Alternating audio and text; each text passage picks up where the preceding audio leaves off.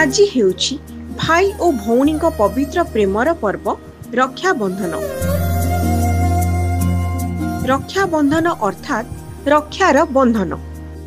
एही दिन भौणी तांकर भाई हाथ में राखी बांधी सुरक्षा और दीर्घायुषर कामना करिथाए।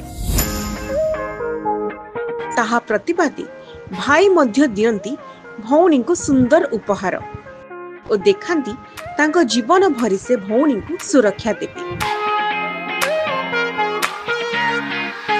एहा केवल एक पर्व नुहे, एहा हेउची एक भावना, एक संपर्कर अदृश्य सूत्र जेउथिरे रहिछि स्नेह, सम्मान और निर्मल प्रेमर गान।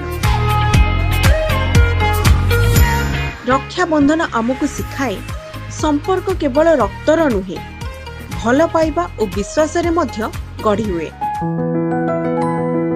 आसंतु एही पवित्र अवसर रे आमे समस्ते अपना भाई और भौणी मध्य रे थिबा से अदृश्य मधुर बंधन को आउ बेसी दृढ़ करिबा। समस्तଙ୍କୁ रक्षाबंधनर हार्दिक अभिनंदन।